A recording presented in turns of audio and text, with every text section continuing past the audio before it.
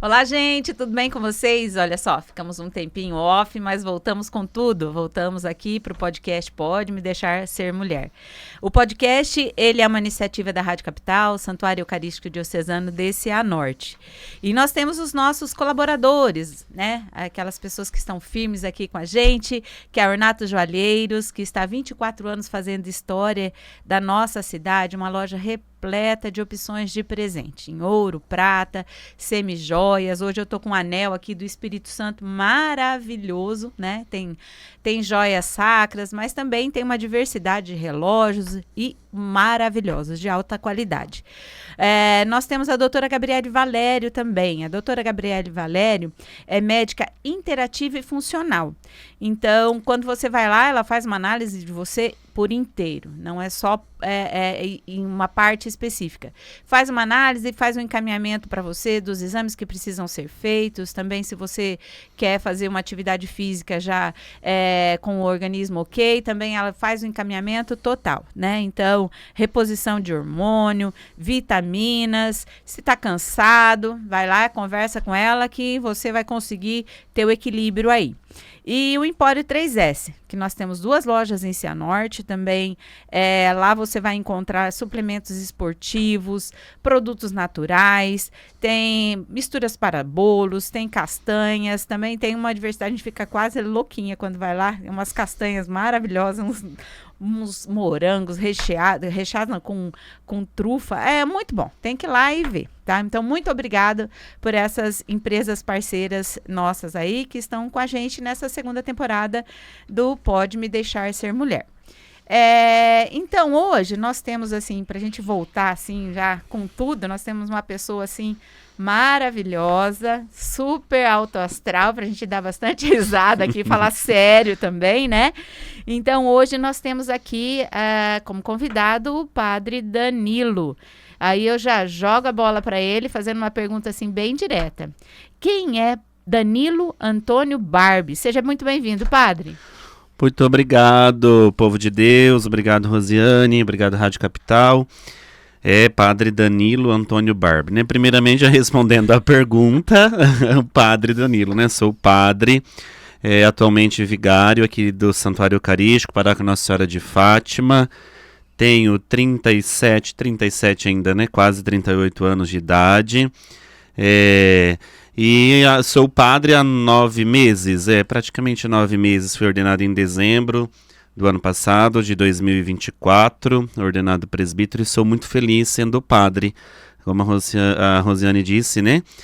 Alto astral, porque a alegria, né? Quem realmente conhece o Cristo tem que ser uma pessoa alegre, né? E acho que a alegria é uma das minhas qualidades, com a graça de Deus, e eu peço a Ele que sempre possa me dar essa graça, né, de transmitir a palavra, de transmitir o Evangelho às pessoas, mas com muita alegria, Cristo, né, se nós lermos o Evangelho, a alegria estava em Jesus sempre, né, sempre participando das festas, sempre com seus amigos, alegre no meio do povo de Deus. Então, a alegria é uma das qualidades que eu valorizo muito, né? Gosto de dar risada, gosto de brincar. Faz muito bem, né? As pessoas falam que me conhecem pela risada. As risadas. Outros falam, padre, vai ser tão gostoso na sua homilia quando você dá uma risada. Então, glória a Deus, né? É verdade. Glória a Deus por isso. E depois conversaremos mais, né? Sobre um pouco da minha vida, de onde eu vim, para onde vou, e tudo mais, né? Então, hoje nós vamos refletir sobre uma mulher que ela não aparece muito na Bíblia, né? Ela não pregou, ela não escreveu nada, mas uma característica muito linda dela, que ela permaneceu. Ela foi firme, foi silenciosa, Sim, né? Ela sim. caminhou com Jesus durante a sua missão e acredita-se que a vida inteira, né? Ela estava presente aos pés da cruz, Sim. né? E também foi testemunha da ressurreição, né? Então, eu queria saber do padre, né? Já falei as características dela, mas eu gostaria que o padre falasse para nós qual é a mulher, né? E o porquê dessa escolha. Sim. E já adiantando, o tema do episódio de hoje é a força do testemunho silencioso. Olha que bonito, né? A força do testemunho silencioso. A mulher que nós escolhemos para esse episódio, Maria de Cleófas. Maria de Cleófas. E o tema de estudo, né? O tema de estudo. Uma mulher que pouco aparece na Bíblia, mas os versículos em que ela aparece dizem que ela acompanhava, ela juntamente com Maria Madalena e tudo mais, acompanhavam o mestre durante toda a sua vida, né? Durante toda a sua vida. Então, a mim, né, quando nós sentamos e escolhemos Maria de Cleófas, a mim é muito esse testemunho silencioso dela me chamou muita atenção. E a palavra de Deus é muito viva, né? Eu acho que assim eu nunca tinha parado para pensar, né, sobre o testemunho silencioso de Maria de Cleófas. Por estar ao lado de Jesus, né? Por estar ao lado de Jesus e de Maria, né? E de Maria. Então, essa presença nos diz muito, muito, muito, muito como ser humano, porque muitas vezes nós não valorizamos a pedagogia da presença, o estar ao lado, né? O estar ao lado da pessoa que está passando por um sofrimento. Então, a grande escolha, na realidade, o significado, o sentido da verdadeira escolha desta mulher é nesse sentido, né? O testemunho do silêncio, né? Muitas vezes você lida com situações tão difíceis que você não sabe o que falar, né? Mas é preciso estar ao lado. Sim. E ela está descrita, né, padre, na Bíblia, na palavra, em João 19:25, onde diz que junto à cruz de Jesus estavam sua mãe, a irmã de sua mãe, Maria de Cleófas, e Maria Madalena. Também em Mateus 27:56, entre elas estavam Maria Madalena, Maria, mãe de Tiago e de José, e mãe dos filhos de Zebedeu. E em Lucas 24, né? Eram Maria Madalena, Joana e Maria, mãe de Tiago, também as outras mulheres que estavam com elas e contaram essas coisas aos apóstolos. Nós vamos comentar depois cada passagem, né? Mas só para sintonizar aqui. Em Lucas 24, 18, 30, os discípulos de Emaús que tem a ver com a Maria de Cleófas, né? Não é exatamente falando dela, mas a gente consegue relacionar. Falando dele. Falando dele, né? Do Cleófas, no marido dela, né? Então, ela está descrita nessas passagens como uma das Marias, né? Que a gente acompanha. E uma coisa muito interessante, assim, que o padre falou, que me veio muito ao coração, a questão da amizade também, né? Quando a gente vê, porque ela ficou junto de Maria, né? Em todo momento. Que é uma decisão, né, Rosiane? Que é uma decisão. Embora tudo que você venha passar, mas eu estou contigo. Né? Eu estou contigo. Eu não estou fazendo muita coisa, mas eu estou contigo ali ao teu lado. Né? Passando. Eu sou solidária ao teu sofrimento. Né? Eu sou solidária ao teu sofrimento. E isso hoje em dia é uma raridade, né? Uma qualidade muito rara. Muitas pessoas, quando alguém está passando por um sofrimento, a tendência é meio que deixá-la de lado, né, no mundo em que vivemos. Então, acho que a Maria de Cleófas vem nos trazer essa reflexão muito importante, né, a importância de estar ao lado dos nossos que passam por sofrimento. Né? Hoje na homilia do padre, eu estava na missa, né, de manhã, e a homilia foi muito bonita, assim, da questão o evangelho de hoje. O evangelho de hoje, né? Lindo, né? Perfeito. Muito lindo. E me veio muito, assim, olhando para a cruz, né, pra gente, me tocou muito a questão, assim, de não só olhar para a cruz ali de madeira na igreja, né, mas olhar no outro e ver Jesus, né? Sim. Então, eu acredito que Maria, estando ali, ela deve ter visto na mãe de Jesus também, né, a dor, tudo, e ficou ali. Sim. E o silêncio é uma coisa muito preciosa, né? Cada vez que eu caminho mais na fé, eu vejo que quando o silêncio é importante, e fala muito mais do que muitas palavras, né? E até dei o exemplo hoje de manhã, né? Falei, nossa, muitos momentos da minha vida eu falo, Nossa Senhora do Silêncio, né? Interceda e feche a minha boca. Né? Muitas vezes. Por quê? Porque nós, seres humanos, temos a necessidade de falar. Né? Eu estou ao lado de uma pessoa que perdeu alguém que ama. Eu tenho que ir lá dar um abraço e eu tenho que falar. Muitas vezes só fala bobeira, né? Muitas vezes só falamos bobeira. Então não há necessidade de falar, né? A tua presença fala muito mais do que qualquer palavra, né? dê um abraço e fala, olha, estou aqui para o que você precisar. Né? Maria de Cleofas fala nos evangelhos que ela falou alguma coisa? Não. Né? Mas estava ali. Né? Estava ali. Então olha que bonito, né? Que testemunho bonito. Muitas situações da nossa vida nós precisamos estar ao lado. Apenas estar ao lado. Né? Apenas estar. Nós, eu padre, por exemplo, né? Visito tantos fiéis que estão em fase terminal de câncer, que estão numa UTI, que estão num leito de hospital, que foram desenganados. O que tem para se falar para uma pessoa assim, né? Mas estar ali, estar ao lado, né? Trazer a acolhida da igreja, em nome da igreja, né? Trazer essa acolhida, trazer esse amor, né? Muitas vezes uma família enlutada, né? Você visita alguém uma mãe que perdeu um filho, o que falar? Né? O que falar? Não tem o que falar, nada do que você falar vai trazer o conforto para essa mãe, né? Mas estar ao lado, né? Estar presente, o valor da presença, que muitas vezes nós menosprezamos, né? O valor da presença. E tem até, eu me lembrei agora, a música, né, que fala, tua presença cura, né? Aí, a tua isso presença mesmo, cura, né? Isso mesmo, tua presença estar cura. ao lado, nós podemos relacionar isso com a questão, as pessoas que estão abandonadas, né? Abandonadas no sentido solitárias. Sim. E esses dias, em uma reflexão, eu gosto muito de ficar quieta, assim, e me veio essa questão da solidão, né? A solidão, ela se contrapõe ao evangelho. Porque o evangelho traz a comunidade. A comunidade. Né? A comunidade, né?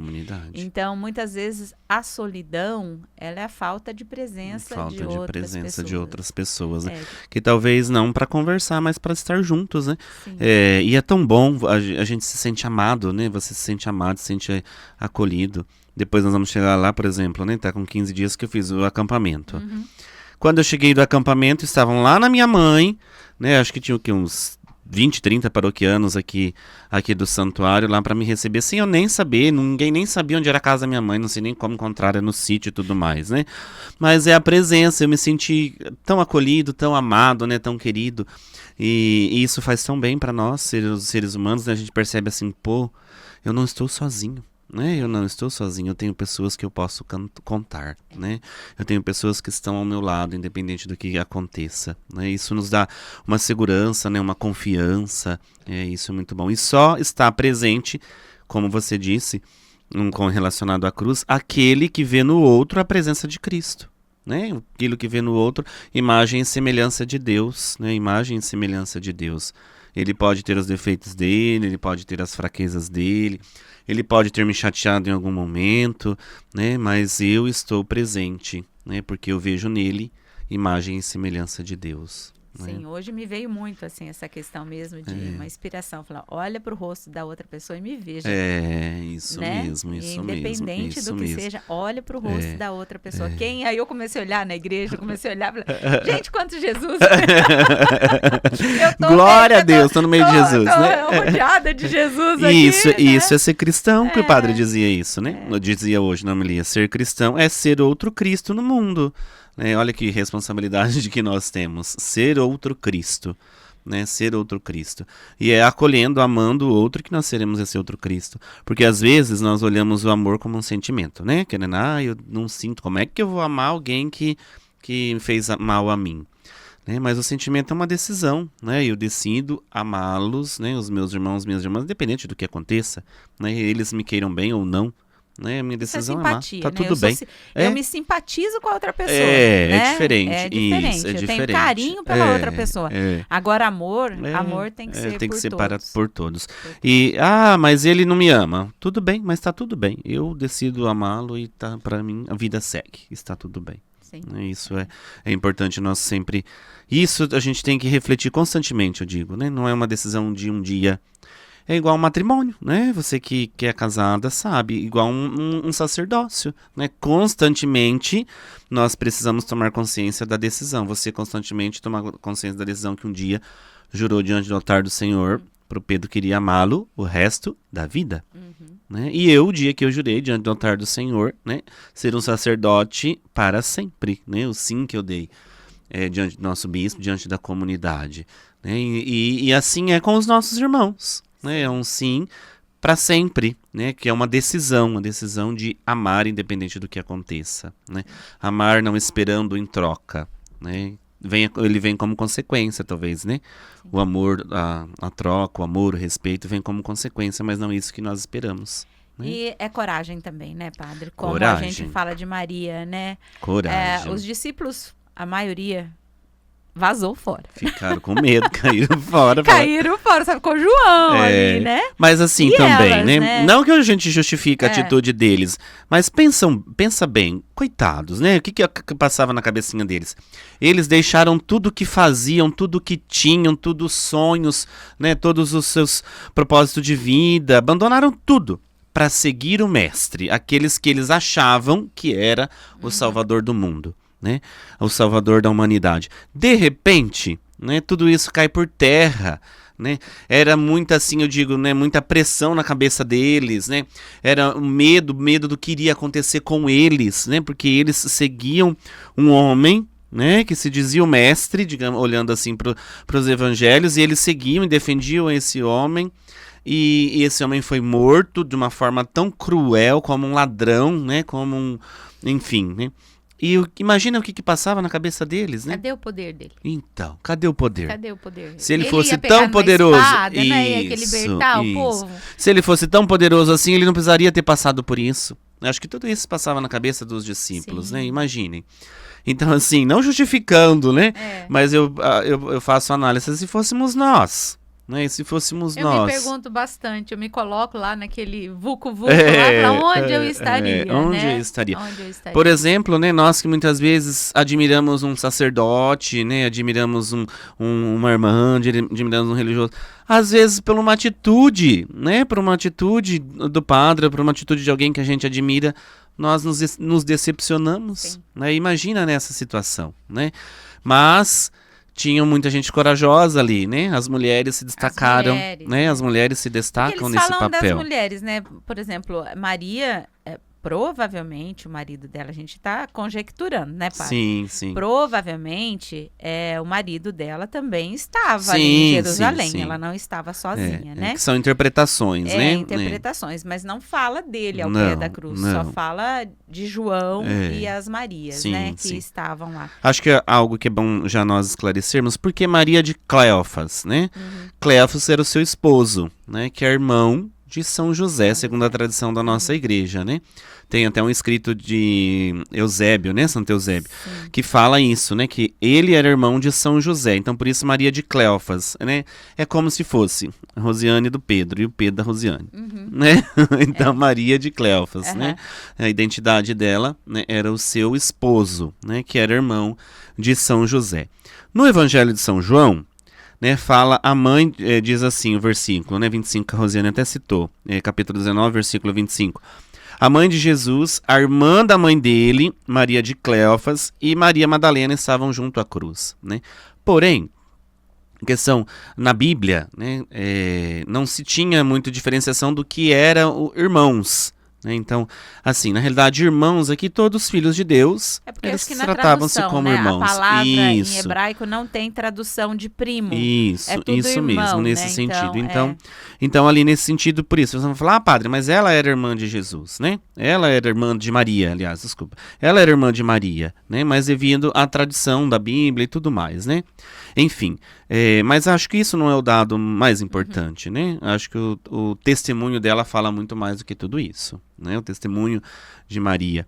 Né, eu acho que para ela, né, foi uma honra estar presente nesses momentos, né? Como é uma honra para nós podermos estar ao lado de uma pessoa que sofre. Né? Eu tenho um testemunho de vida sobre isso, né? Que mais para frente nós podemos adentrar sobre isso, né? Que é uma honra poder participar de um momento que alguém passa num momento de dor. Porque nós crescemos muito com isso. Então eu digo assim, Maria de Cleófas, juntamente com Maria Madalena e junto à cruz, né, o discípulo amado, imagina o crescimento humano que eles tiveram, né, ao ver a entrega de Jesus ali. Ele que tinha todo o poder de parar com todo aquele sofrimento. Né? Ele era filho de Deus, ele poderia parar com todo esse sofrimento. E principalmente Maria, porque, como a gente já comentou, ela era tia de Jesus, né? Sim. Acredite-se na tradição. Sim. Então, provavelmente não, com certeza, ela conhecia Jesus desde pequena. Então, ela já sabia dos prodígios de Jesus desde pequena. Ela sabia da profecia sobre a espada em Maria. Tinha muito conhecimento de tudo. Ela sabia que ele tinha se perdido os 3 dias, porque provavelmente eles estavam juntos, né? Então, até diz a tradição que eles moravam ao lado da casa de Jesus, né? De Maria e José, porque era um costume da época, então, né? Então ela já sabia da história de Jesus. Então ela sabia que ele podia descer dali. Sim. Caminhava no cotidiano, né? Eu acho que era uma das pessoas que mais conheciam a vida de Jesus, certeza, né? A intimidade, né?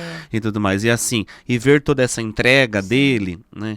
E estar junto com Maria, sua mãe, vendo essa entrega de forma silenciosa, né? Acho que o crescimento humano, né, para ela deve ter sido muito grande, né? Ao ver tudo isso, o testemunho de vida, né? E isso é para cada um de nós também, né? Estar ao lado da pessoa que sofre, né, não é somente um crescimento para aquela pessoa que sofre, né? É para a mim também, né? Diz muito a mim. Uma das missões que eu mais gosto de fazer como padre é visitar enfermos, né? Às vezes, né, estamos lá na secretaria com milhões de atendimentos, né, a cabeça quente, e às vezes é necessário sair para visitar o enfermo. Eu falo que daí eu sou reabastecido, né? Eu sou reabastecido. A gente vê o rosto do Cristo sofredor no rosto do nosso irmão, né? Que é o que nós falamos do evangelho de hoje. Né? Você estar ali ao lado, né? Ver o sofrimento, muitas vezes em silêncio, né? O sofrimento em silêncio, sofrimento rezando e ainda assim agradecendo a Deus, né? E ainda assim agradecendo. Falo que muitas coisas são um tapa na nossa cara, né? Diante de tudo que nós temos, braços perfeitos, pernas perfeitas, né? E não valorizamos muitas vezes. Eu vejo assim que muitas vezes o sofrimento da outra pessoa, ela, às vezes a gente fala, mas essa pessoa não merecia, né? Ela é tão boa, ela nunca fez nada, né? Aí tem uns que falam, porque aquela pessoa ruim não sofre, essa aqui que é boa, né? Isso. Mas muitas vezes essas pessoas, o sofrimento delas não são só para elas, né?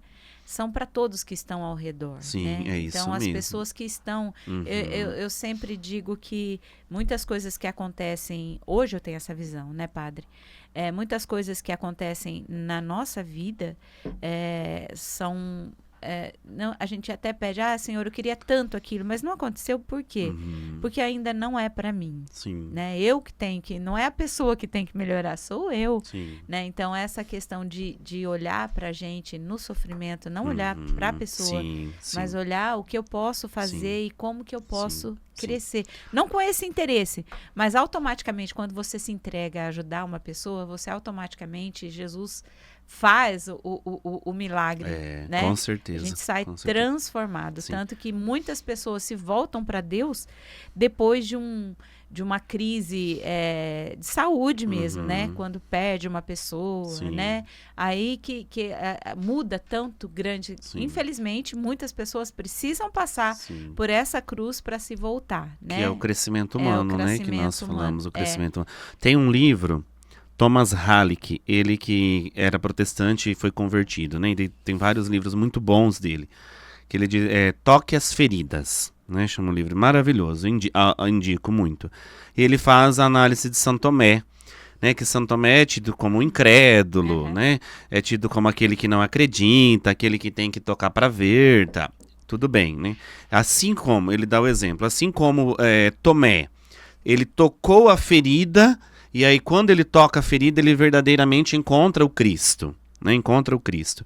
E aí ele faz o paralelo com a nossa vida. Nós só verdadeiramente encontramos o Cristo quando nós tocamos a ferida do sofrimento, né? Quando eu tento ajudar aquele que sofre, quando eu faço parte do sofrimento do outro, estou ao lado do outro, né? Isso é tocar as feridas, né? Eu achei tão profundo, Só encontra verdadeiramente o Cristo aquele que toca a ferida. E Maria de Cleófas fez isso, né? Ela verdadeiramente tocou as feridas, né? Esteve ali ao lado. Imagine que conforto para Maria, mãe de Jesus, né? Aos pés da cruz, estar junto com ela, ter um apoio, ter alguém ao seu lado, né? Ter alguém ao seu lado. Porque assim, Né, para as que estavam juntos deve ter sido muito difícil, mas imagine para a mãe de Jesus, né, ver seu filho sendo crucificado, apesar da sua grandiosa fé, né, porque ela acreditava, ela sabia que ele era o filho de Deus, né? Ela tinha essa plena certeza, mas ver o seu filho num sofrimento daquele, quem é mãe, né? Quem é mãe sabe muito bem a dor, né? Conhece muito bem a dor. E ela poder contar com pessoas ao seu lado, né? Isso é dádiva de Deus, é dádiva de Deus. Então. E a coragem dela, né? Que a gente começou a conversa, foi muito importante ali, né? Se ela não tivesse, como deviam ter muitas mulheres, mas são descritas poucas que ficaram, descritas né? Poucas que ficaram. E depois, como muitas pessoas dizem, né? Aqui vem a explicação, né? Diante de tudo, por que as mulheres falam mais. Porque daí elas veem que Jesus não está lá e o anjo pede que elas façam o quê? Anunciem para o mundo inteiro que ele ressuscitou. Então... Mas é uma fofoca boa essa. Né? Vai anunciar. Essa é uma fofoca boa, vai anunciar. Os homens não iam passar ali. Não ia. Não. E no máximo para os 12 e acabou. É isso mesmo. Então, assim, nesse sentido, né, algumas pessoas fazem análise, né? Mas olha que bonito, né? Fazem análise. Mulheres que ali estavam e presenciaram, né, foram testemunhas da ressurreição, saem para anunciar ao mundo inteiro, né? Saem para anunciar ao mundo inteiro que ele ressuscitou. Se fosse o homem, já ia pensar mas duas vezes. Mas o homem não acredita muito, porque não ia nem acreditar. No caminho de Emaús, Cleopas fala assim, algumas mulheres diz que foram lá e ele não estava lá, então. mas disse para Jesus que estava caminhando lá, não estava acreditando muito, não botou fé. É isso mesmo. O homem já não acredita, as mulheres já acreditou na hora, né? Na hora. Que bonito, né? E isso revela, né, a própria criação de Deus. Eu sempre falo isso no matrimônio, né? A diferença do homem para a mulher. Né? A diferença de personalidade, né? Isso é a natureza de Deus. É a natureza de Deus. Eu, né? Como bióloga, eu sempre faço uma brincadeira, viu, cara? Sempre faz o rascunho. Sim. Aí depois faz a obra de arte, né? Então, Deus segue a mesma, fez o rascunho. Pode ser, às vezes. Aí, quando eu tava em sala de aula, né, bióloga, eu falava assim, bom, Deus olhou pra cá, olhou pra lá, falou, o que eu posso tirar daqui pra fazer a obra? Tirou a costela, né? Brincadeira. Que tem todo um sentido também, né? Isso é tão bonito, né? E olha, até na criação foi diferente, né? Deus cria o homem do barro. Deus cria a mulher da costela. Né? Então, a criação é diferente para nos mostrar isso, né? A diferença do homem para a mulher, né? A diferença do homem para a mulher. E se isso não é compreendido, por exemplo, dentro de um matrimônio, né? Isso causa tanto conflito, né? Por coisa tão... O homem é mais lento, né? Se fosse um homem para anunciar a ressurreição, ia falar, sério, mas isso é verdade, né? Espera um pouquinho, depois eu falo, né? Vamos verificar mas agora primeiro. Já pegando no currículo do padre, eu sei que também pode... ele é professor de matemática também. Que pedagogo também, né? Então, esses dias eu ouvi um padre falando sobre o matrimônio, sobre o matrimônio e a criação do homem e da mulher, certo. Né? E ele desenhou uma circunferência e ele falando da criação do homem e da mulher e falou da secante, né? Que corta 2 pontos, certo. Né? E aí ele fez a tradução toda certa da palavra que vem mesmo da união, os 2 pontos que unem com a questão do homem e mulher e do casamento. Certo. Foi muito bonita a reflexão de um padre. E aí que se torna uma só carne. E se torna como o círculo, que daí não tem, o círculo, ele não tem início nem fim mais. Depois certo. Que casa, não tem mais um ou Olha outro. Que bonito, né? Que análise interessante. Então, foram 2 pontos que se juntaram e aí depois não tem como separar mais. Não tem como separar mais, né? Então, não é como uma tangente que pega... Acho que eu tô falando certo. Deixa eu lembrar das minhas partes de matemática. Eu creio que sim. Mas é muito bonita essa relação do homem e da mulher, da criação, né? Que a gente entrou nessa vereda da criação, mas é muito bonita. Tudo para Deus é muito perfeito. Na realidade, para falar dessa diferença, né? Dessas mulheres que foram testemunhas, né? Da ressurreição e não ousaram, né? Acreditaram, porque confiavam no Salvador, né? E foram anunciar ao mundo, né? Foram anunciar ao mundo. como dizia, tinha um padre amigo meu que dizia fofoqueiras da ressurreição. Fofoqueiras da ressurreição. Mas é uma fofoca boa, né? Uma fofoca boa. Esse padre até dizia, né, que falecido Padre Pintenho, foi um grande amigo, né?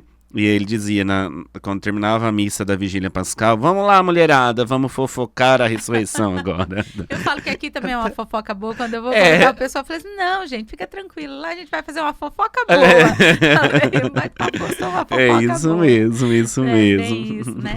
Mas daí, padre, já voltando um pouquinho ao que o senhor falou, né? Quando o senhor escolheu essa mulher e eu li, eu me senti bastante a questão da história, da vida do padre, né? Que o senhor poderia contar um pouquinho, que é essa questão de estar ao lado como tema de hoje, né? Sim. A força do testemunho silencioso, né? A gente sabe que o senhor teve a irmã que passou por um problema de saúde, né? Sim. E a importância de estar junto, não só de uma irmã, mas de todas as pessoas, e não só de uma doença, mas a importância de estar ao lado, né? Eu queria que o padre falasse um pouquinho sobre isso. Sim, vamos falar, né?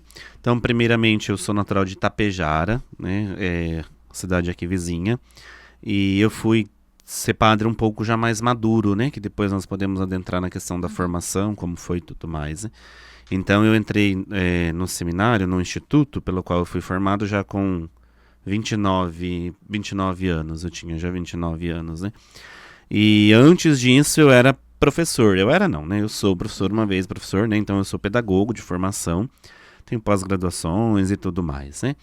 E nós somos em 3 filhos, né? 3 filhos. Meu pai Antônio, minha mãe Clarice, aí minha irmã mais velha, né? A Sheila, meu irmão do meio e depois eu, né? Sheila, Dave e Danilo, né? E nós sempre tivemos uma ótima relação de irmãos. Nós 3 sempre nos demos muito bem, né? Muito bem mesmo. Não tínhamos problemas de relacionamento, enfim, né? E com a minha irmã de modo especial, porque ela também era professora, né? Então ela é professora formada, pedagoga também, né? E quando foi no ano de 22, né? No ano de 2022, ela estava praticamente na sua melhor fase de vida, né? Estabilizada financeiramente, sua família já bem formada, seus filhos já praticamente criados, né? E de repente começou a emagrecer, não descobria a causa, foi diagnosticada com um tipo de câncer raro, né? Um câncer na glândula suprarrenal, né? Que depois que diagnostica, a gente vai investigar, vai ver o que é, vai compreender, enfim, né? E como é um tipo de câncer raro, ele é muito difícil de ser diagnosticado, né? E quando ela foi diagnosticada, já tinha metástase no fígado e no pulmão, né? O chão se abre num momento desse, né, Rosiane? É uma notícia que, meu Deus, né? Eu vejo ali na paróquia pessoas que também têm esse diagnóstico e vão à paróquia, parece que, meu Deus, né? Não, você fala é mentira, e você faz outros exames para tentar diagnosticar, descobre coisas piores e vai. E como tinha metástase, o médico já disse a ela, não vamos passar por cirurgia, tem que ser só quimioterapia. E ela iniciou um processo de quimioterapia durante 1 ano e 2 meses, né, fazendo quimioterapia. No início foi desenvolvendo até bem, mas o tumor ficava estacionado, não tinha avanço, né, enfim. Daí, devido a muitas medicações, foi prejudicando o fígado, né, ela foi ficando muito inchada, e nós tínhamos uma relação muito forte, eu e minha irmã, era de mensagem toda hora. Era qualquer coisa, ela mandava me chamar de Dani. Dani, mandava uma mensagem, né? E eu chamava ela de Tata. Continuo chamando de Tata, também né? tenho uma Tata. E mandava mensagem um pro outro, né? O dia inteiro, né? E inclusive no período de tratamento, eu era seminarista, eu já estava em Vidigal, né? Eu já estava em Vidigal como estagiário ali, né? Fazendo pastoral. Mas quando era possível eu acompanhava o médico, né? Mandava mensagem. Muitas vezes ela mandava mensagem, Dani, será que eu faço? Eu tô sentindo isso, né? Que remédio eu tomo? Né? Eu era meio médico da família, assim, também, sabe? Aquele que receita os remédios, uns remedinhos. Né? E aí a gente conversava muito sobre isso, né? E aí ela fez o tratamento de 1 ano e 2 meses. O exemplo é estar ao lado, né? Então, sempre ao lado, né? Sempre, toda terça-feira que eu vou, a minha mãe... importância aos pequenos momentos, Isso, né, isso mesmo. Sempre que eu vou, a minha mãe... Na terça-feira eu vou a minha mãe, né? E todo dia que eu ia, eu não deixava de vê-la, né? Eu viajava para Curitiba, estudando ainda nesse período. Eu chegava à noite no domingo e às vezes eu parava na minha mãe, que era mais perto que Vidigal, e dormia lá e vinha na segunda de manhã. Então, antes de dormir lá na minha mãe, eu ia na casa dela um pouquinho para vê-la, porque eu sabia que ela estava passando por esse tratamento, ver como ela estava. Nunca passava pela mãe e deixava de vê-la, né, de estar com ela pelo menos um pouco, né, de conversar e tudo mais, né? E aí ela fez esse tratamento 1 ano e 2 meses e ela teve assim, né, a gente sempre orando, pedindo a Deus a cura, né, pedindo a Deus um milagre, porque nós acreditamos, né, nós acreditamos em Deus pedindo um milagre. E com 1 ano e 2 meses ela foi daí internada com essa doença, que estava muito inchada e com problema no fígado, muito inchada. E ela foi internada numa segunda-feira e na quinta-feira ela veio a falecer. Ela não teve dores fortes, muito rápido. Ela não teve dores fortes, ela não usou morfina para dor, né? Foi assim uma morte muito serena, né? De repente ela foi internada para fazer de repente uma drenagem e tudo mais. E aí a gente recebe a notícia do médico que era o último internamento dela, que era quem quisesse vê-la viva era para ir lá fazer a despedida dela, né? Então foi um processo muito dolorido, né? Um processo muito dolorido. E realmente, né? Na quinta-feira daí ela veio a falecer com 42 anos de idade, Nossa, 2 filhos, um filho de 19 na época, uma menina de 16, né? Esposo, uma família bem estruturada, né? Minha mãe que perdeu a única filha, né? E foi um momento de muito sofrimento e muita dor. Mas o que eu quero destacar de tudo isso, né, de todo esse processo, a importância de estar ao lado, né, a importância de estar ao lado. Por exemplo, eu não tenho um pingo de consciência pesada, né, muito pelo contrário, eu tenho momentos tão felizes que nós vivemos juntos que, meu Deus, né, tanto eu como minha mãe, né, isso nós conversamos muito, né, nós só temos momentos bons para lembrar do tempo que a gente vivia junto, os filhos dela, né, nós lembramos, sim, com saudade, sim, tristezas, dá uma saudade, né, a gente chora, às vezes, a vontade de abraçá-la, né, mas a importância de viver bem os dias que nós temos, né, de estar ao lado. Eu não podia fazer muita coisa quando eu passava por lá. Né, eu não podia tirar muitas vezes o mal-estar dela, né, tirar um inchaço, mas eu podia estar ao lado dela, né, e era a certeza que ela tinha, né, que era um suportai-vos que eu disse hoje, né, na missa, ser o suporte, ela sabia que tinha um suporte, né, tanto é que no dia que ela foi pro hospital para ser internada, ela me mandou um áudio, né, eu tenho o áudio até hoje salvo no meu celular, falando assim, Dani, essa noite eu tive muita diarreia, né? Eu passei muito mal. Será que seria bom eu ir no OPECAM?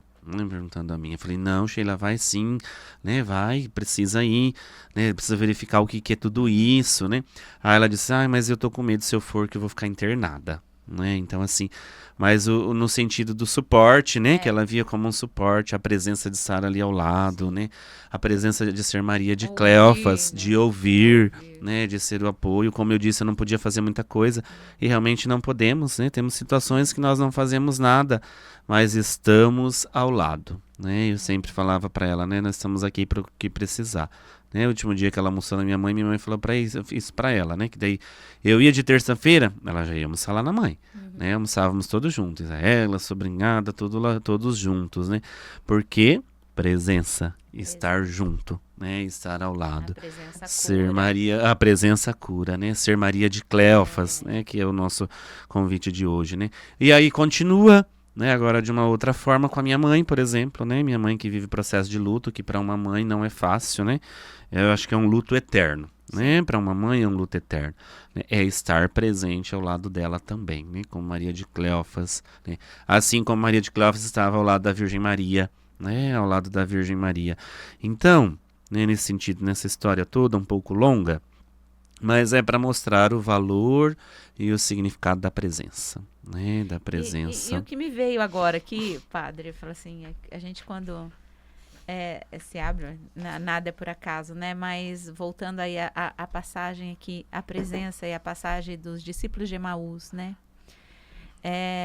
A gente tem que tomar cuidado da presença como como os discípulos de Emaús, eles caminharam com Jesus e não viram quem era. Isso mesmo, né?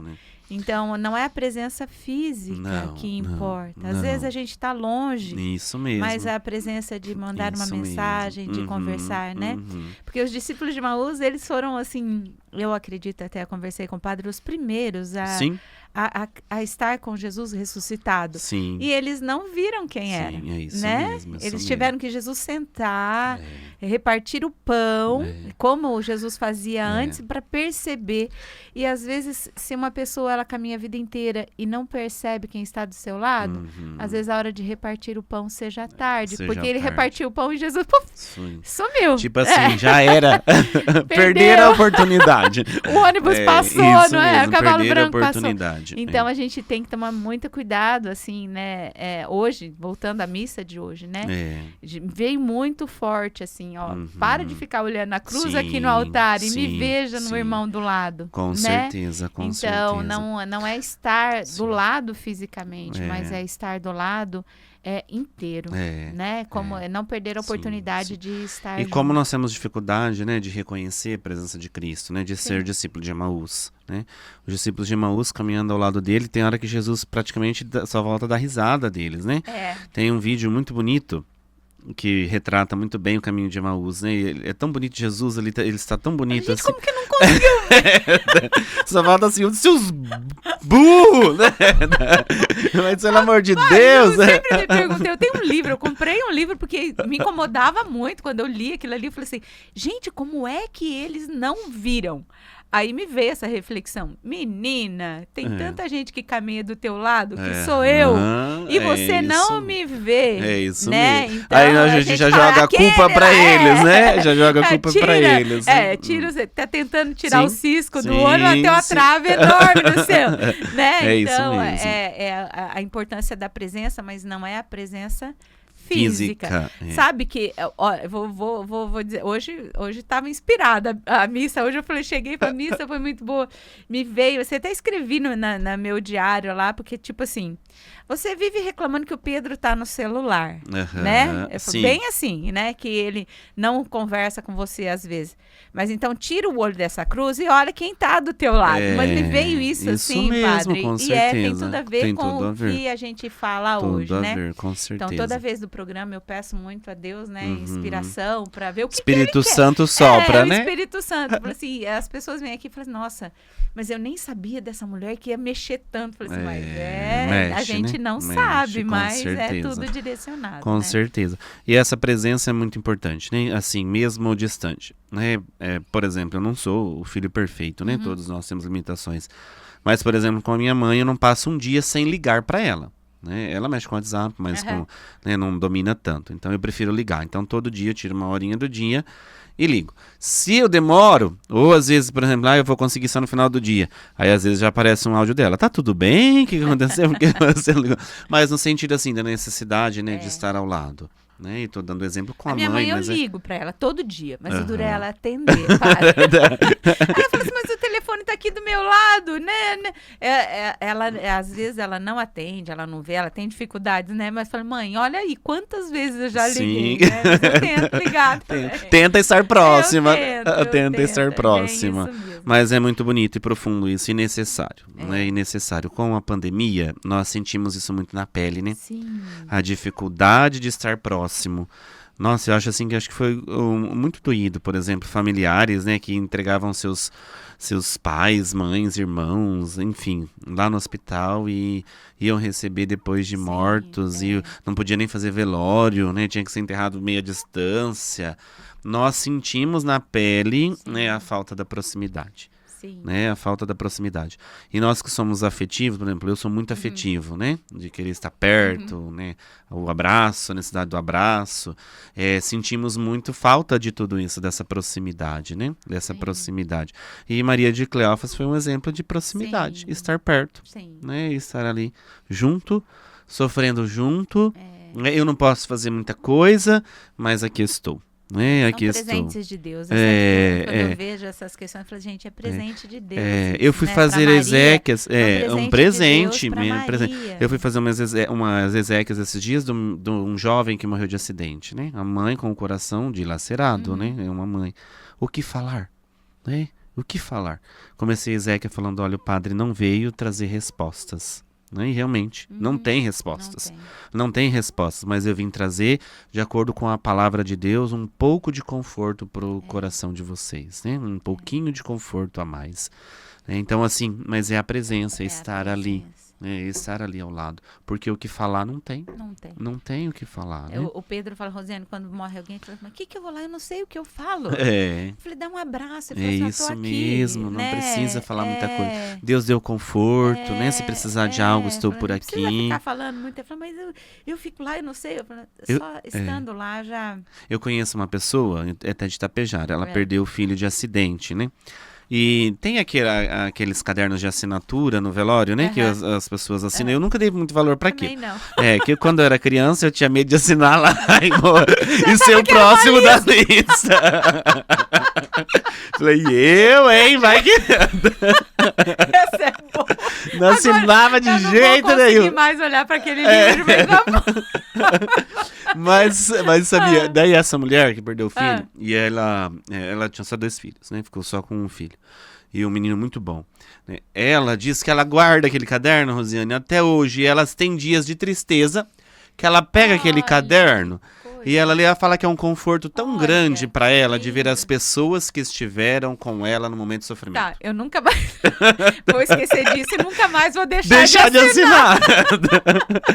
Mas é verdade, né? Então eu falo assim, você vê, é um carinho, né? Um gesto de carinho. Eu também passei assinado.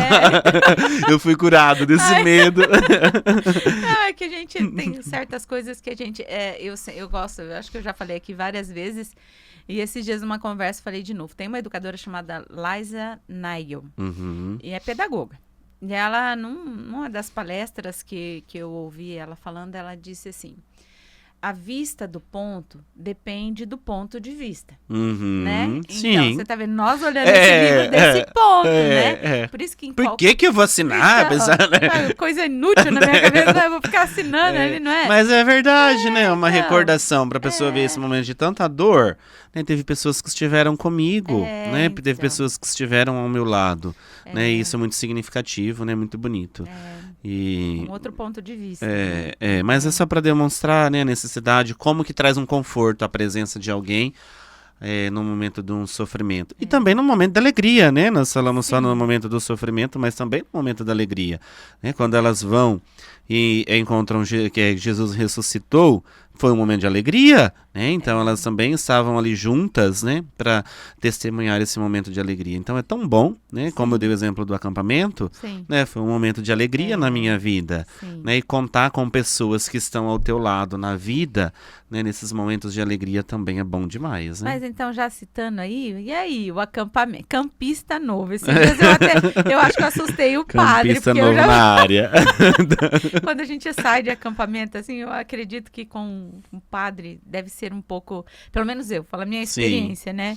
Eu saí do acampamento, que eu saí bem na pandemia, que carnaval, eu entrei no carnaval, a hora que eu saí o povo de máscara, né? E eu com aquela fome de palavra, aquela fome de aprender mais, e as igrejas tudo fechado, eu quase enlouqueci, eu achei que eu ia ficar louca, né? Nossa. Mas, e eu adoro ver campista, quando chega na igreja, a gente vê, ele se emociona, chora, ajoelha, eu falo assim, olha, que é lindo, né? Bonito, esse chacoalhar, porque o acampamento é um chacoalhão, é um chacoalhão, né? Fala, acorda, eu falo, Jesus deu uma voadora no meu peito, falou assim, tua vez agora, né? Acorda, né? E é muito bonito isso, né? Sim. E eu queria saber, assim, do padre, qual foi a experiência, né? Porque do acampamento, porque agora já vai servir, né, padre? Sim. Foi fazer para agora os próximos acampamentos aí servir. Então, eu fiz o Maranata, né? Que foi em Cafelândia. Fui lá para Cafelândia fazer. Assim, nós, padres, já vivemos muitas experiências com Cristo, né? Muitos momentos de espiritualidade muito profunda, muitos momentos de encontro com o Senhor, né? Mas eu estou numa paróquia que o acampamento é muito forte, né? Que é a nossa paróquia Nossa Senhora de Fátima, né? E faz um trabalho muito bonito, né? Meu Deus. faz um trabalho muito bonito na paróquia, esse movimento, né?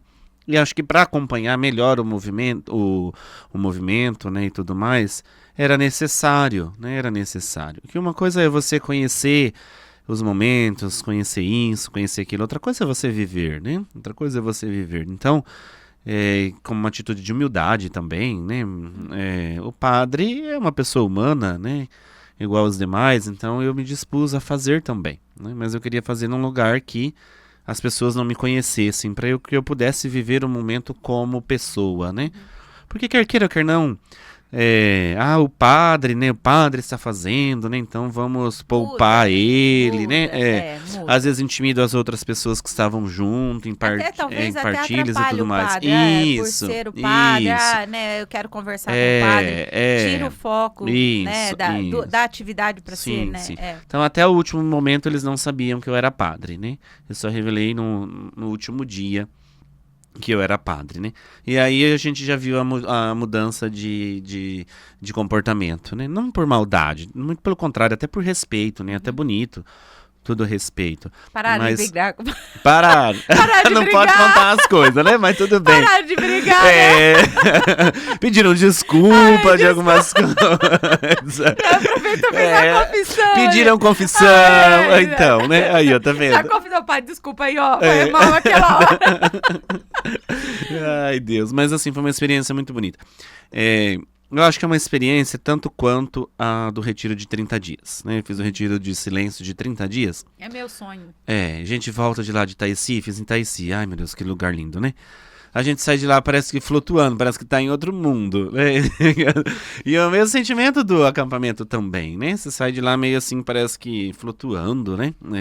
Dizia um padre meu. Gente, não parece que tá normal, já fiz de 7, 8 dias, não parece que tá normal, parece que voltou pra outro lugar. Assim. Dizia um padre, né? Formador meu, vamos passar a mão nele que ele tá santo, né? Veio de um lugar santo, né? Então, nesse sentido, mas foi uma experiência muito bonita, né?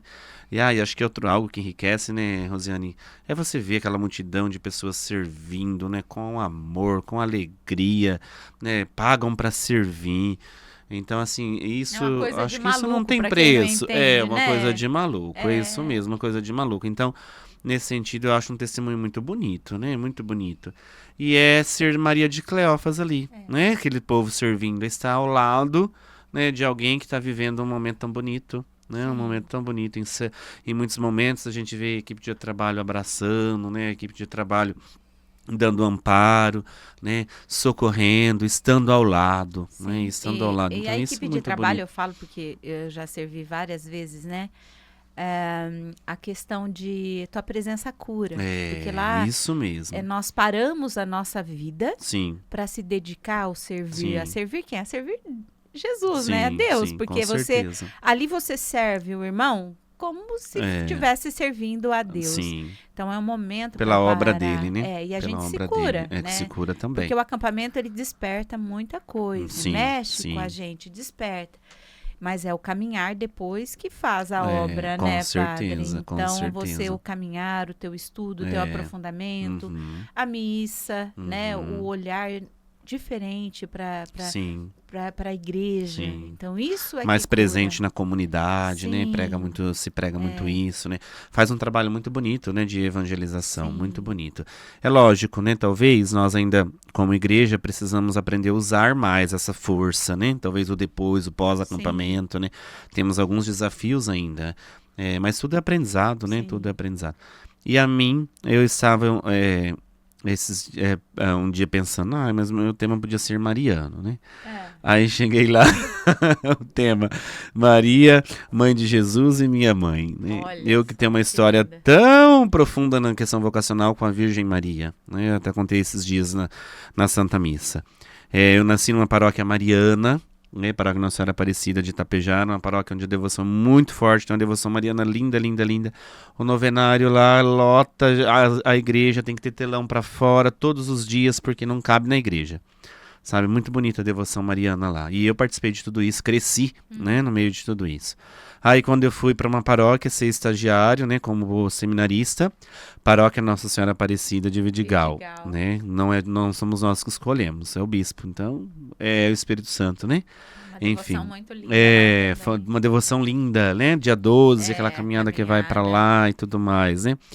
Aí quando fui para agendar minha ordenação, a data proposta, né, pelo próprio bispo, 7 de dezembro à noite, que daí já se utiliza a liturgia do dia seguinte, dia né, do dia 8. Dia 8 é o quê? Imaculada Conceição, né, a Virgem Maria de novo presente, né? E depois minha primeira missa, dia 8, dia da Imaculada Conceição, liturgia mariana. Pegou, né? Não, pegou de jeito, não tem como. Aí quando eu fui para uma paróquia como vigário paroquial, né, a primeira paróquia que o bispo designa, Paróquia Nossa Senhora de Fátima, Virgem Maria de novo, né? No dia que eu fui apresentado aqui como vigário paroquial, foi dia 22 de dezembro, quarto domingo do Advento, né? Todo quarto domingo do Advento, a liturgia é toda mariana, né? Que é o nascimento praticamente, né? Humano de Nosso Senhor Jesus Cristo. E o evangelho era da Anunciação. Ou seja, e todo hoje o mariano. É a companheira de Maria, né? Aí eu chego no acampamento, tema Maria, mãe de Jesus e minha mãe. Então, a Virgem Maria tem uma caminhada muito bonita. Mas todos vocês têm predileção por ela. Ela tem filhos prediletos da Virgem Maria, né? Por isso que eu faço questão, toda a Eucaristia que eu celebro, de rezar pelo menos uma Ave Maria. Né, o dia que dá para fazer a consagração, nos consagremos a ela, né, pelo poder da sua intercessão. Eu sou fruto de tudo isso, né? A minha caminhada formativa não foi nada fácil, né? Eu ia para Curitiba a cada 15 dias. Isso, vamos falar um pouquinho desse. Vamos lá. Que também não é coincidência, mas né? Verdade. O padre, ele foi formado pelo Instituto Discípulo de Emaús. Olha só, isso tudo mesmo. A ver com a mulher e não foi nada planejado, nada planejado, né? Então, padre, a gente sabe, né? O senhor já falou que era professor, pedagogo, né? E a gente se fala que a vocação, não que a vocação, mas essa decisão foi tardia, porque vocação foi. Eu acredito que desde sempre, que nascido, né? Desde que nasceu, mas esse caminhar, sim. seu sim foi tardio. Foi. E eu gostaria que o senhor falasse um pouco e falasse também a parte que eu descobri, né, que eu achei muito interessante, né? Até para as pessoas que tenham essa vontade, né, padre?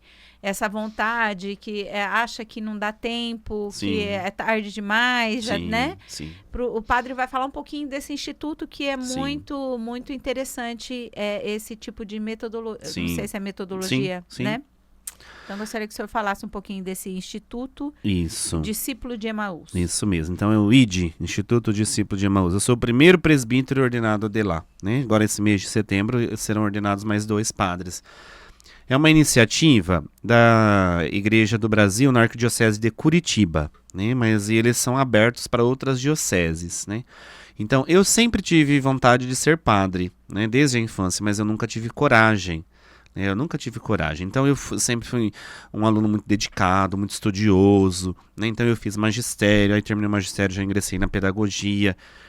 E quer queira, quer não, comecei a trabalhar muito jovem, aí passei em concurso público. Aí eu já ganhei uma certa estabilidade de vida que me amarrou, né? E aí, no fundo, eu tinha vontade, mas não tinha coragem. Como é que eu vou largar tudo isso? Né? Eu tinha 2 concursos públicos, trabalhava aqui em Cianorte, inclusive, concursado, né? E Tapejara, eu falava, meu Deus, como é que eu vou largar tudo isso para ir para um caminho incerto? Porque não é garantido, né? Não é porque você foi para o seminário, não é porque você foi para o seminário que você realmente será padre. Né? Então eu tinha muita vontade no fundo do coração, mas não tinha coragem, né? Não tinha mais coragem. Então, e o tempo foi passando, ia ficando pior ainda, né? Ia ficando pior ainda. E aí eu te falei assim, não, então eu vou fazer um mestrado, vou me especializar na minha área, tentando suprir aquele vazio, né? E eu sempre muito dedicado e fiz, tentando vestibular em várias universidades, não passava, mas ficava só como suplente. Sempre como suplente, né? O primeiro suplente um dia ficou. Aí eu até cheguei a cursar 2 disciplinas como aluno não regular, né? Como aluno ouvinte ali do mestrado da UEM, mestrado em educação, que era o meu sonho. Mas não dava certo. Aí, meio amarrado, né? Falei, meu Deus, mas que será isso, né? Acho que é um aviso. Acho que é um aviso que Deus quer outras coisas a mim, né? É importante isso, padre. Eu sempre falo assim, que só interrompendo um pouquinho, que às vezes a gente tenta uma coisa e não dá certo. Para. Né? Às vezes é um sinal de que não é o seu caminho. Então, é tua vontade, mas não é teu caminho. Né? Então, aí o pessoal na escola falava, nossa, Danilo, né? Você que é tão inteligente, tão esforçado, tem facilidade para falar, né, se comunica bem, tem que fazer um mestrado, dar aula em universidade, né, e tudo mais, mas não dava certo não. Eu falei, gente, mas tem alguma coisa errada, né? Eu acho que eu vou mudar a sala de aula era outra. Daí, aí foi com muito custo, mas aquele medo, né? E aí eu tive uma convivência muito grande com o Padre Pintenho, né, que é falecido em Itapejara, inclusive, e assim, eu via um jeito muito bonito dele levar o sacerdócio, a alegria que ele tinha, né? O estar no meio das pessoas, foi um testemunho de vida muito bonito, né? Da forma como ele via o pastoreio, né? E tudo mais. Aí eu ficava olhando assim, sabe, que eu acho que eu tenho que ser padre. Aí um dia ele falou pra mim, ele falou, olha, Danilo, eu não vou te obrigar a nada, mas eu acho que você tem perfil pra ser um ótimo padre. Aí aquilo ficou na minha cabeça. Eu falei, ai meu Deus, será? E agora? E agora? Como? Aí eu era ministro da Eucaristia, chegava pros doentinhos, tinha um doentinho que eu ia levar a Eucaristia pra ele, já é falecido. Aí quando eu chegava, ele falou, oba, chegou o padre. Aí eu falava, meu Deus, né? Que perseguição. Eu tava cercando pra tudo quanto é lado, só faltou uma placa luminosa, assim, piscando. Aí chegava no mês vocacional, mês de agosto, que tinha aquelas missas vocacional, aquilo já me dava até um medo, você não sabe? Lutando contra, né? Quando a gente luta contra... Tudo parece tudo falar parece pra você. É isso aqui, ó. Ai, Deus, mas que peleja, né? E aí, quando foi no ano de 2019, a minha mãe viu na Rede Evangelizar a propaganda desse instituto. Ela viu uma vez só, não sei como que ela viu isso, né? Só que eu nunca tinha conversado com a minha mãe sobre a questão vocacional, tudo, sabe? Até porque eu pensava assim, nossa, eu sou muito família, se eu sair pra ir pra um seminário, quem vai ajudar a cuidar deles, né? Eu tinha muito nisso, sempre zelei muito pela família, né? Uma característica, uma qualidade minha também. Aí minha mãe, cheguei em casa na hora do almoço, soltou essa. Falei, ai, Danilo, por que você não vê? Tem um negócio, agora eu vi um negócio lá na televisão, todo jeito simples dela, que pra ser padre dá pra ir só pro final de semana. Continua trabalhando por um tempo, vai só no final de semana, aí depois deixa. Falei, ai, mãe, imagina, não tem isso não, capaz. Eu também fiz a mesma coisa, a hora que eu vi isso, eu vi de novo. Falei, vai. Falei, mãe, não tem isso não, deve ser, a senhora deve ter se enganado. Tem sim, passou na Rede Evangelizar. Ah, tá bom, então vamos ver. Aí eu falei, se tiver que ser, né? Falei, vamos ver. Ai, pergunta pra não sei quem. Falei, não vou perguntar pra ninguém, não. Se for, vem. Não deu outra. Na outra semana, tinha reunião do clero. Aí, na hora do almoço, meu telefone toca. Que era o Padre Pintenho, que estava na reunião do clero e falou, Danilo, tem um negócio muito bom pra você. Falei, ai meu Deus, que negócio será? Então, Dom João falou que agora tem um instituto em Curitiba para vocações adultas, que vai iniciar o ano que vem, que é para pessoas que já têm uma profissão, né, e ainda sentem o desejo de ser padre, né, e podem, no início, levar juntamente com o emprego, né, há uma possibilidade. Eu falei, sério, padre? Ele falou, sério. Aí ele falou, pensa um pouquinho, qualquer coisa depois a gente conversa com o Dom João. Eu falei, tá bom. Eu falei, acho que não sei se vai dar certo, né, já estamos no final de ano e tudo mais, né. Mas não deu outra. Aí depois ele falou com o Dom João. Falou, olha, eu tenho uma pessoa pra apresentar. E o Dom João quis conversar comigo. Aí fui conversar com o Dom João na hora. Ele falou, não, eu vou ligar lá pro reitor pra eles te aceitarem, não sei o quê. Aí quando ligou, já tinha ido o processo seletivo, já tava tudo engatado pro outro ano. E eu, acho que pro ano que vem não dá certo, não. Aí ele falou, mas manda ele vir visitar. Aí eu fui um final de semana, né? Igual o rato do campo que vai pra cidade grande. Eu nunca tinha ido em Curitiba na minha vida. Sozinho? Sozinho. Montei no busão, amanheci lá, na rodoviária. Não conheci ninguém naquela loucura daquela rodoviária. Mas Deus é tão bom que coloca anjos na vida da gente, né? Sim. Aí lá dentro do... Tava tudo certo. Né? O padre responsável arrumou um Uber, ele foi lá me buscar, tudo certinho, enfim, né? Conversando com o padre, aí eu conversei com o padre, mas eu já nem tinha esperanças pro próximo ano, né? Com o padre que vai realizar, um padre Matias. Uma bênção de pessoa. E aí ele falou assim, terminou uma conversa e falou, não, você tá aceito, vamos começar o ano que vem. Gente! Falei, o quê? Meu Deus do céu. Olha só. E aí é o instituto, né, como eu disse, e era a primeira turma, no caso, que ia iniciar. Ai, Deus né? deve ter feito assim, meu Deus, graças a Deus, né? Não, Deus não, graças. Ainda bem que ele abriu os olhos, Ainda né? bem que ele abriu os olhos. né? Ele sabe igual o discípulo de Emaús, né? Não teve jeito, cerquei de um lado, cerquei do outro, não teve jeito. Igualzinho discípulo de Emaús, né, teimando. Exatamente. A hora que sentou, partiu o pão, Agora... vi. Aí foi, né? E passamos por um processo de formação bem difícil, né? Não é fácil, né, Rosiane? Porque é assim, vou explicar mais ou menos como é a metodologia do Instituto, né? Os 4 primeiros anos, né, você continua no seu emprego, na sua casa, com os seus familiares, né?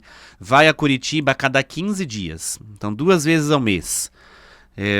Inicia lá no sábado de manhã, as aulas 7h30 da manhã, vai até o domingo, até a noite, 22 horas por aí, estudando, nossa, né? Bem puxado. E no domingo até meio-dia. Então é um final de semana bem intensivo, né?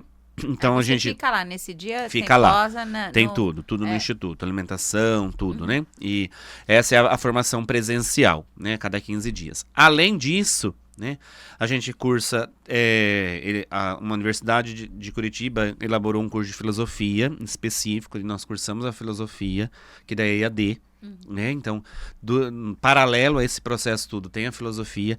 E depois, no segundo ano, você inicia a teologia, que também é EAD pelos claretianos. Né? Mas não é só o ensino EAD, porque tem o presencial que é dentro do instituto daí. Então, por exemplo, o EAD é extra, digamos assim. Né? Então, aí 4 anos de teologia, né? A filosofia e ainda as aulas presenciais do instituto, né? A cada 15 dias. E depois tem seu trabalho, depois tem a sua paróquia. Pesado, né, é mais pesado. A sua paróquia, que você também não pode ficar um ET fora da paróquia, né? Você tem que assumir, um seminarista, você tem que assumir algumas responsabilidades, né? Às vezes algum retiro a nível diocesano também com o seminarista para participar, para interagir também com os seminaristas da nossa diocese, né? E tudo mais. Então, assim, é um período bem intensivo, né? Principalmente esses 4 primeiros anos. Terminados esses 4 anos, aí você vai para o período pastoral, que daí o bispo da tua diocese te designa por uma paróquia, para você morar na casa paroquial mesmo com o padre, ficar o tempo todo ali na paróquia fazendo pastoral. Aí tem que deixar o emprego. Né? Você tem que deixar o emprego, deixar a família. Eu ainda tive essa oportunidade. Olha, licença, né? Eu ainda tive essa oportunidade. Peguei licença sem vencimentos, né? Dos dois padrões. Que é uma decisão muito difícil, né, Rosiane? Nossa, eu já fiz. Eu pedi licença, depois eu exonerei. É muito difícil. Nossa, e assinar a exoneração. É muito difícil. Meu Deus. É um parto, né? Eu exonerei 2 padrões também. Então a gente fala assim, meu Deus, né? É difícil entrar. É muito difícil entrar. Eu fui chamado de doido, né? Ser doido, ser padre, né? Meu Deus, você tem tua vida. Eu trabalhava na Secretaria de Educação, era pedagogo na Secretaria de Educação. Tinha até gratificação por isso, né? Tinha uma carreira, assim, né? Carreira profissional brilhante, digamos assim, né? Mas não adianta porque me senti incompleto, né? Me senti incompleto ainda. Né? Então daí passei por todo esse processo. Aí nos 4 últimos anos eu vim pra Vidigal, né? Pra Vidigal, mas continuava indo pra Curitiba a cada 15 dias. Posso falar uma coisa? Eu sempre vou na caminhada de Nossa Senhora Aparecida, né? Certo. Aí eu cheguei lá, o padre tava lá junto. Mas eu achei o padre tão certinho, tava com uma roupa tão linda. Eu olhei, tava com as carmelitas de São Paulo. Eu falei assim, nossa, que padre certinho, né? Eu falei, deve ser um caixi. Aí depois eu acertei. Não, mas tava muito sério, mas certinho, todo assim. Tinha muita gente lá, né? Eu falei assim, nossa, mas que tinha padre... que se comportar. Eu achei que você era bem rígido, assim, não, é rígido, mas é mais alegre, né? Aquele dia você estava bem sério. Muita gente, muita visita, né? E aí, assim, né? Então todo um processo de formação não é fácil, né? Que nem ao meu caso, são 500 quilômetros daqui, Curitiba, né? Então Eu ia. Eu contei com ajudas, graças a Deus, né, no sentido do... O primeiro ano eu fui de ônibus. Me viajava a noite inteira, chegava lá morto de canseira para estudar o dia inteiro, né? Então, me cansava demais. Aí, depois no segundo ano, tinha um rapaz de Guarapuava que ia. Daí eu ia de carro até Guarapuava e de lá eu ia de carro com ele, né? Então aí ficava um pouco mais fácil. Saía na sexta-feira à tarde, eu saía por volta de meio-dia e chegávamos em Curitiba na boca da noite. Daí para poder dormir e ter uma qualidade de vida um pouco melhor, né, de estudos e tudo mais, né? Passamos pelo período de pandemia, estudando mais online, e aí aquela confusão, aquele medo, depois pegar e ir de novo para Curitiba, né, com medo e tudo mais, mas enfim, né, com a graça de Deus. Aí no meu último ano indo para Curitiba, que daí vieram mais dois candidatos, o Tobias e o Wagner, da nossa diocese, que já estão no 3º ano hoje, né? Graças a Deus, estão também fazendo o processo. E depois, né, Dom João, eu fiz o 5º ano com estágio de pastoral, né, em Vidigal. E o 6º ano também era o período todo de estágio ou missão, né? A Arquidiocese de Curitiba, que é a dona do projeto, do Instituto, né? Ela pede que os seminaristas deles vão em missão para a diocese irmã, né? Então eles foram, os 2 que estudaram comigo, nós entramos em 6, né? Os 2 e ficamos em 3 no final, né? Então tem eu, que sou pedagogo, o Murilo, que é engenheiro civil, né? Deixou tudo também, e o Leonardo, que era controlador de voo do aeroporto de Curitiba. Nossa. Que é um concurso militar, né? É militar, muito difícil. Muito difícil. E ganha muito bem. Ganha muito bem. Ganha muito bem. Deixou tudo, será ordenado padre agora em setembro, né? Linda. Então, assim, um testemunho... Eu falo que é uma riqueza muito bonita para a igreja, sabe? Sim. Um projeto que traz uma riqueza muito bonita para nossa igreja, né? E aí, então, no último ano, eles foram para a missão, que foi ano passado, né? Na diocese irmã deles. E aí Dom João, aí o padre Matias veio e falou, Dom João, e daí com o Danilo, daí é o senhor que faz o caminho, né? Que agora ele tá, né? Deixa pastorar o ano todo, ou se o senhor quiser mandar pra missão. Ele falou, não, deixa ele continuando pastoral. E eu ordeno ele já na metade do ano diácono, no final do ano eu já ordeno padre. Ele tá pronto. Olha só que lindo. Daí, aí assim foi, né? Por isso que eu fui o primeiro, porque eles foram pra missão. Até Dom João falou, mas que engraçado isso, né? O Instituto é da Arquidiocese de Curitiba, né? Que ele é de Curitiba, ele aceita outras dioceses, né? E o primeiro a ser ordenado é de Moarama. Olha, aí ele ficou todo cheio, ficou todo cheio, né? Pois mas foi uma bênção, né? E assim, faz um trabalho muito bonito o Instituto. Né? E padre, e não tem custo esses estudos? Tem custo particular? Mas é assim, ninguém pode ir... eu tenho um candidato aqui, você vai lá fazer a matrícula. Sim. Não, tem que ser enviado pela diocese, né? Então tem que conversar com o bispo, tem que ir com uma carta do bispo, um padre para acompanhar e tudo mais, né? Então tem todo... Porque senão as pessoas acham que é uma escola particular, entendeu? Né? Que você vai lá e paga e adentra, né? Agora, a questão de custos, um princípio do Instituto é que o formando tem que pagar uma parte. Sim. Porque nós somos adultos, as pessoas já trabalham, né? Então, uma das exigências é se o candidato consegue se sustentar sozinho. Sim. Porque é vocação adulta, né? Adulto não em sentido de idade, mas adulto em sentido de maturidade. Sim. Né? Então, você tem um candidato, por exemplo, que ele não gosta de trabalhar. Provavelmente o Instituto não aceitará. Né? Não aceitará porque ele não é maduro. Acontece, não sei se ainda acontece, né? Mas seminários novos, antigamente, né? Antigamente, assim, antigamente nossa é 20, 30 anos atrás, né? Sim.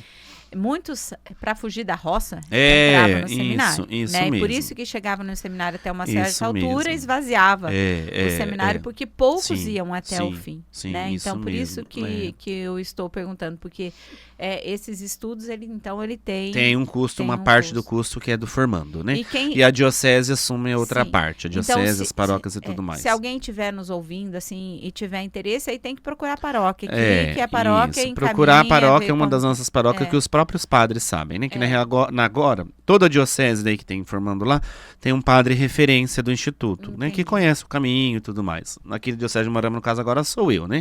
Que eu já participei do processo e tudo mais. Inclusive, nós temos um que vai iniciar o ano que vem, né? O Sérgio, de Umuarama, ele já vai iniciar o ano que vem. E tem idade, né, padre? De 28 a 48 anos, né? Isso São mesmo. 20 finais de semanas por ano, né? Isso mesmo, de formação. De formação, né? E olha que bonito, né? Estudo precisa ter terceiro grau ou não? Pelo menos o ensino médio tem que ter. Ensino médio. Né? Se já tiver uma formação, né, uma graduação, ajuda, né? Mas se não tiver, não é impeditivo, né? Entendi. A questão de idade, né, aqui acima dos 28, que eles consideram como adultos, né, para psicologia, digamos assim, nesse sentido, né, até 48 anos de idade. Então, olha que bonito, né, fala uma acolhida da igreja, acolhida, né, nós falamos hoje a questão de acolhida, né, pessoas que às vezes acham que já tem um sonho, ainda lá no fundo, né, que por um motivo ou por outro, né, não foram. E aceita viúvo aqui, padre, também ou não? Depende daí se tiver Aí filhos acima de 18 anos, né? Vai depender muito da questão. Igual a irmã Maria Emília veio aqui, ela conversou, que é a madre superiora das irmãs, né? Ela falou que tem algumas aceitam, né? Mas tem que ver a questão de família. É caso por caso, né? Cada caso é um caso nesse sentido, né?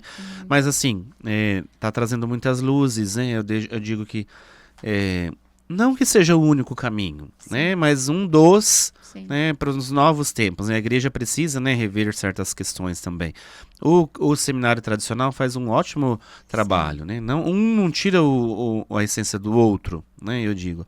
Mas preciso olhar para essas vocações. Por que Dom Peruso tomou essa iniciativa?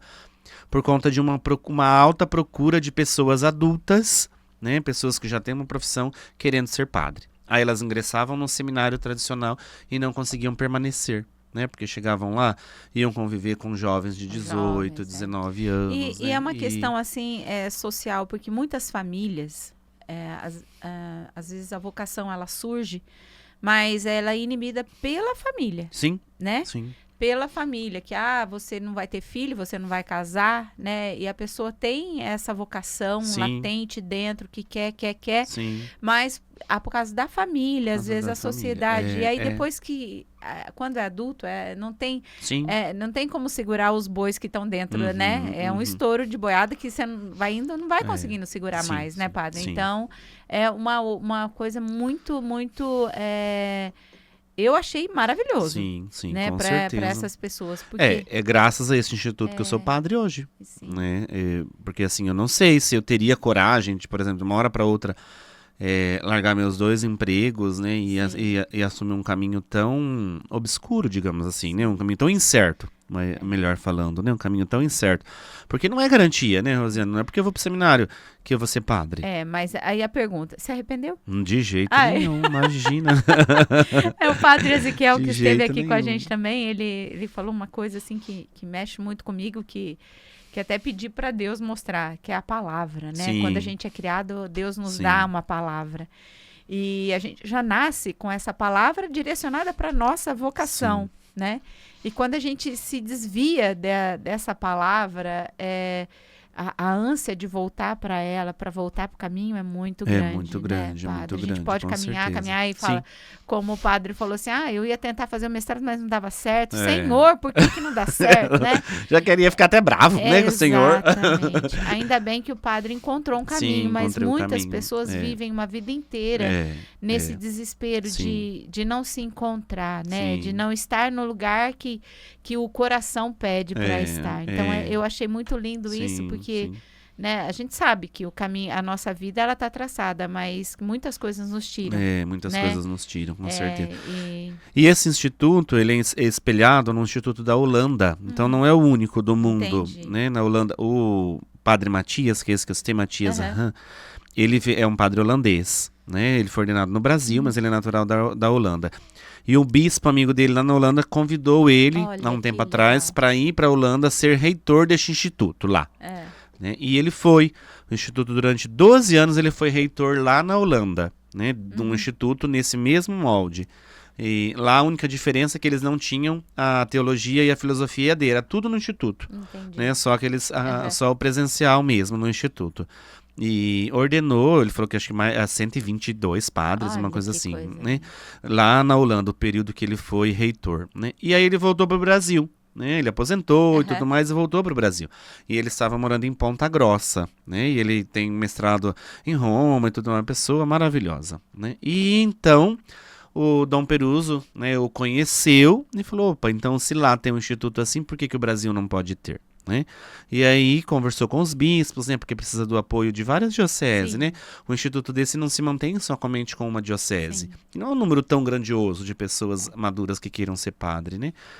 E aí conseguiram, né, montar um instituto. Olha e vem que caminhando trabalho muito que bem. deu, que o padre Danilo deu para Deus. Olha o trabalho. Tiveram que olhar lá da Holanda um instituto. Olha o trabalho, hein? Olha só. Daí, E o Senhor vai encaixando tudo, sim, né? Vai encaixando. Meu Olha Deus o do trabalhão céu. que deu. A hora que. Senhor, Olha, na ordenação. eu tenho que trabalhar muito Deus na deve obra. ter falado assim, ufa, esse meu filho. Eu acho que eu vou ter que trabalhar muito vai na ter obra que agora, trabalhar viu? muito, porque deu muito trabalho.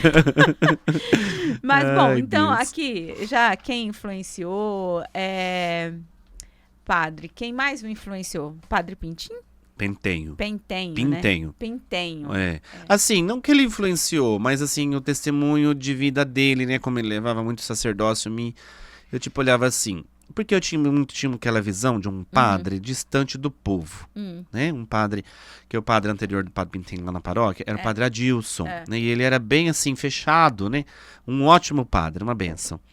Mas ele era muito fechado, distante, assim, a gente não tinha uma proximidade com ele. Aí chegou o padre Pintenho, que o padre Pintenho era do povão e gostava de ir na casa das pessoas, né? E assim... seguiu mesmo o trilho. A proximidade com o povo, a alegria de estar no meio do povo, sabe? E aí eu admirava muito isso, falando, nossa... Né? Mas padre também pode ser assim, eu imaginava, né? Então influenciou bastante. Influenciou bastante. E a minha mãe, né, que eu nunca tive coragem de falar pra ela, né? Meus pais, minha mãe e meu pai. Eu nunca tive, assim, coragem de falar pra elas que eu tinha vontade de ser padre. Mas ela sabia, né? Tanto é que ela viu isso e me falou um dia, porque eu tinha um certo medo de um dia de falar pra ela e ela ficar até decepcionada, falar, mas você ser padre, meu Deus do céu. A família que eu acabei de falar, né? Nem mesmo, talvez nem a pressão da família, mas a expectativa, né? Mas quando eu falei daí pra ela, né, que daí eu fui pra lá tudo, aí ela até falou, né, que ela sabia, era só uma questão de tempo, né? Ela sabia que era uma questão que ela também via, né? Ela via em minha vocação, mas ela não queria falar. Pra eu não achar que seria tipo uma imposição dela, né? Ela falou assim, deixar a tua vontade, né? A tua vontade. Tinha uma amiga professora minha, né? Que ainda é amiga, né? Nós fizemos na escola. Quando eu falei que eu ia pro seminário ser padre, eu falei, eu já sabia. Só era que eu sabia que era só questão de tempo. Então, mas não tem como. É Deus, não tem como, é Deus abrindo os mostrar, caminhos, né? Mesmo, né?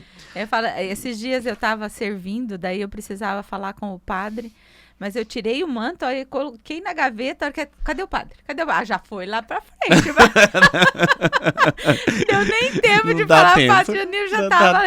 E o engraçado não, o bonito, né? É que de manhã, principalmente, tem umas vozinhas que já fica esperando. Fica esperando o padre. Elas esperam dar tchau, tem um lado ali que espera o padre dar um tchauzinho pra elas. Se não der aquele tchauzinho, fala pra mim que parece que o dia não é abençoado. Exatamente. Eu falo bonito, que ali eu considero uma família, porque há muitos anos já que eu frequento a missa das 7 horas da manhã, né? Então a gente já conta quem tá ali todo dia. Aí quando a gente vê uma velhinha não veio, fala, nossa, o que será que aconteceu, né? A gente se preocupa porque é uma família, né? E é muito bonito ali quem tá ali. Tem umas que chegam assim que eu fico emocionada. Tem uma senhora que chega com um andador e ela vem, né?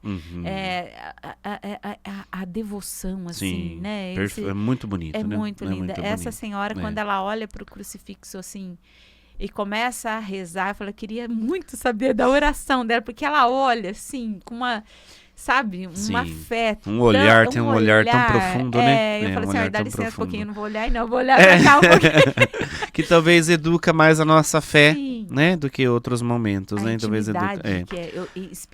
Ela mostra a intimidade que tem. Sim. Né? Tem outro ponto que acho que nós não citamos, mas até um dia no acampamento, uma missa de acampamento, tinha uma passagem bíblica, eu não me recordo, né? Que falava dos santos escondidos, né? Pessoas santas que ficam escondidinhas, muitas vezes rezando, intercedendo por todo o processo, né? E aí até dei o meu exemplo, né? atrás de mim, né, há uma família que reza e que intercede constantemente por mim, né, meu pai e minha mãe. Meu pai, né, acho que é outro ponto, que a questão da presença, né, meu pai, há 6 anos atrás, perdeu a visão, né, foi bem no ano que eu entrei no instituto, olha as provações, né, eu entrei no instituto para a formação sacerdotal e ele perdeu a visão literalmente, já vinha perdendo, né, mas aí perdeu totalmente. E nesse sentido, mas ele senta lá no sofazinho dele, tem um sofazinho dele lá na mãe, ele senta todo dia, reza o terço pra mim, né? Tem um terço que ele reza pra mim. Quando a Sheila estava doente, ele rezava o terço, um terço pra mim, um terço pra Sheila, né? Ou seja, os santos escondidos, né? Que ficam por trás de tudo. Aí muitas pessoas falam, ai, padre, o trabalho, a missão que o senhor está realizando está tão bonita, graças aos santos escondidos que ficam intercedendo por nós, né? Minha mãe também, terço diário, todo dia, levanta de manhã, primeira coisa, senta lá, meia dormindo, na cadeira, rezando o tercinho dela, né? São os santos e escondidinhos que intercedem pela gente, né? Isso é tão bonito, né, Rosiane? Acho que é importante destacar, né?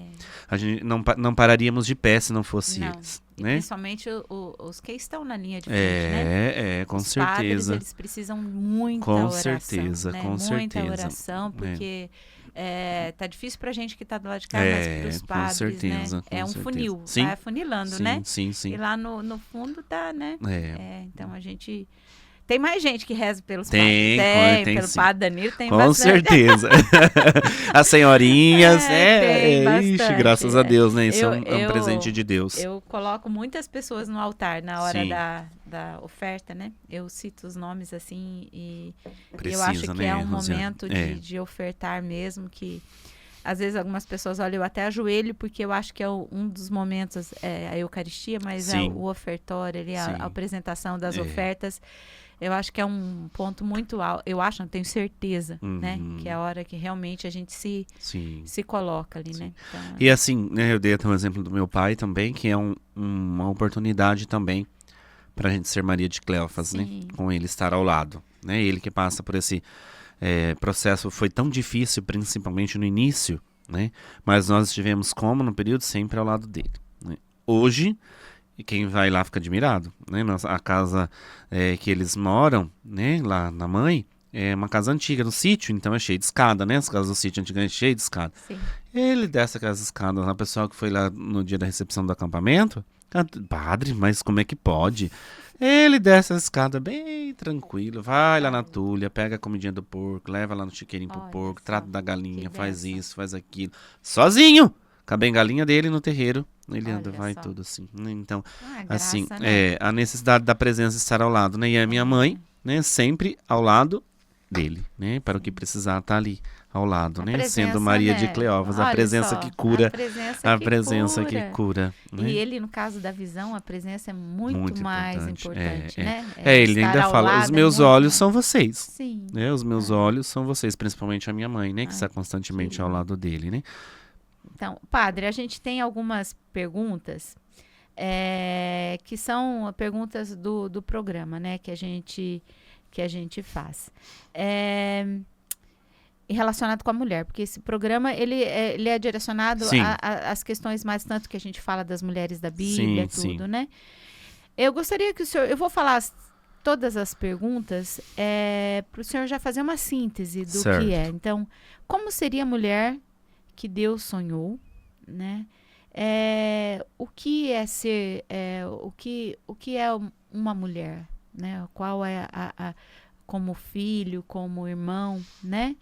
E como muitas mulheres elas se desconectaram, né? Da função da mulher, se o senhor concorda com isso, né? Que é na atual sociedade, e como a gente pode se reconectar a essa mulher. E quando que isso aconteceu, que ponto, o que nós deixamos para trás.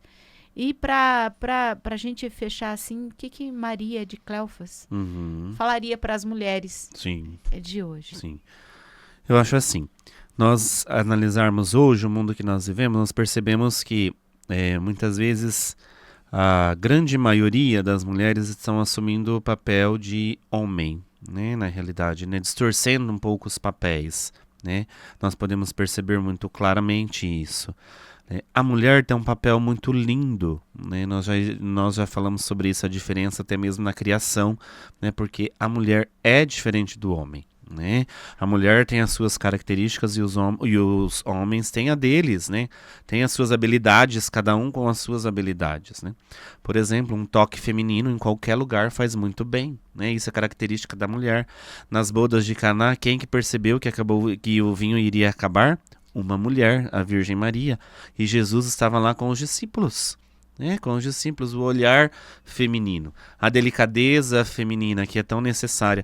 Por isso que eu digo, né, tinha um padre formador nosso que falava assim que por isso que os padres são meio estranhos de vez em quando, né? Porque eles saem de casa, às vezes vai com a roupa meio torta, a camiseta meio torta, porque não tem a mulher para olhar, né? Porque quem dá esse toque? Né? A mulher, muitas vezes o marido vai sair com aquela, não, você não vai com essa roupa, e não, pelo amor de Deus, vai lá, vai trocar, vai com essa outra roupa, né? E nós padres, muitas vezes, nós não temos, né, isso. Então chega na sacristia, às vezes a mulherada que tá na sacristia tem que falar, ô padre, né?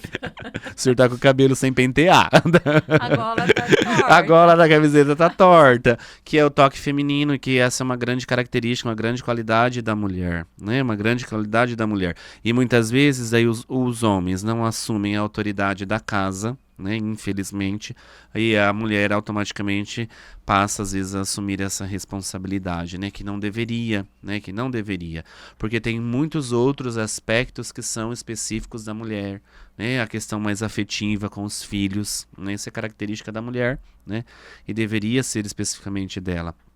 Tão bonito quando Maria encontra o menino Jesus que perdeu, né? Perdeu ele aos 12 anos de idade. Quando ela encontra ele, fala: teu pai e eu estávamos à tua procura, né? Dizendo teu pai e eu, colocando autoridade em quem?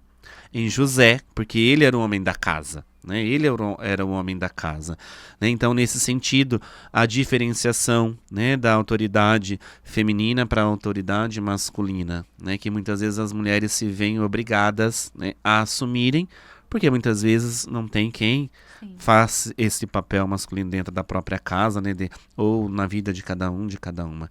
Então eu acho que a mulher que Deus sonhou, né, seria essa mulher, né, com esse jeito delicado, esse jeito amável, né, esse jeito mais carinhoso, né, esse jeito atencioso, né, quando a mulher chega em um lugar, é nítido, né, nítido a mulher dar uma atenção melhor aos detalhes dentro do lugar, né, e isso faz tanta diferença, né, faz tanta diferença. Se você chega uma mulher em um lugar que só tem homem, ela já vai perceber, não, aqui tinha que fazer isso, tinha que fazer aquilo, né, é o toque feminino. Né, o toque feminino que nós precisamos tanto, né, que traz tanta beleza ao mundo, né, que traz tanta beleza ao mundo. E Maria de Cleófas vem hoje falar para a mulherada, né, para a mulherada estar mais presente, né, estar mais ao lado uma da outra, né, mais ao lado, principalmente daqueles que sofrem, né, das pessoas que estão passando por dificuldade e também das pessoas que estão passando por alegrias, né, que estão passando por alegrias, mas vem hoje nos falar a importância da presença, de estar ali, né, até mesmo em silêncio, né, até mesmo em silêncio como ela esteve, né, até mesmo em silêncio, como é o nosso tema de hoje, né? A questão do silêncio, né? O testemunho do silêncio que tem muito significado, né? Principalmente a quem recebe, né? Então, a todas as mulheres, né? O grande aprendizado em Maria de Cleófas, eu acho que seria esse, né? A necessidade de estar sempre ao lado, né? Que vocês possam pedir a Deus sempre essa graça, né? A graça do discernimento para poder estar ao lado daquele que está precisando, né, para poder ser uma presença de cura ao lado daquele que está precisando, né? Acho que esse é o grande desafio, o grande ensinamento que a Maria de Cleófas nos deixa hoje. E suportar, como o padre disse hoje. Isso mesmo, na missa, né? O suportar. Suportai-vos uns aos outros. Aí a gente fala suportar, nossa. Pensa pro lado negativo, né? Tenho que dizer assim, né? Suportar, amar é fácil, difícil é suportar. Mas é isso mesmo, porque o suportar não é o suportar de te aturar, né? É o suportar de ser suporte, né? De dar suporte um para o outro. E isso que Maria de Cleófas fez, né? Ela deu suporte à própria Virgem Maria, ali, né? Ela estava ali ao lado como cunhada, né? Ao lado da Virgem Maria. Então, ser suporte, ser suporte. Rosiane está passando por um momento de dificuldade, mas eu estou aqui. né? Se você precisar de algo, minha querida, estou aqui. E é tão bom ouvir isso, né? Eu vou chegar e falar pro Pedro, Pedro, eu vou te suportar. Vai falar, que é isso, mulher? Mas foi uma reflexão muito bonita dessa palavra. De suportar, né? De ser suporte, Suporte é aquele que segura, né? É aquele que dá sustentação, né? Aquele que dá sustentação. Que o marido e a esposa são um pro outro, o suporte, né? O suporte. E acho que nós não falamos, né? Ela até é conhecida como a padroeira das titias, né? Das tias, né? Que dá suporte. Que dão suporte. Que dão suporte, né? Que tem tias que fazem um trabalho tão bonito, né? Eu tenho tias muito importantes na minha vida, né? E assim como Jesus também, né? Que bonito, que bom para ele, né? Ver a sua tia ao lado da sua mãe, eu acho que para ele isso era um conforto também no seu coração, né? Ver a sua tia ao lado da sua mãe também, dando esse suporte, né? A Virgem Maria. Então acho que isso foi um ponto muito positivo na vida de Jesus também, na sua entrega. Eu só não posso falar para as duas noras, que eu suporto Suporta. ela. Nós vamos falar, nossa. A Carol e a Luana vão ouvir e falar, não, suportar na questão de dar suporte, isso mesmo. Acho que vai ter que cortar isso aí, Lu. Melhor. Nós estamos te suportando, tá, Ala? Exatamente. Bom, então, padre, gostaria de falar mais alguma coisa? Não, acho que é isso, né? O meu agradecimento a você, né, a toda a equipe responsável. Acho que foi um dia muito gostoso, descontraído, né, e de muito aprendizado. Uma mulher que se fala bem pouco na Bíblia, né, mas que tanto nos ensina, né, E que Santa Maria de Cleófas possa interceder por nós para que nós sejamos mais presentes, né? Mais presentes na vida das pessoas. Sim. Tão pouquinho, mas dava pra gente conversar o dia inteiro, né?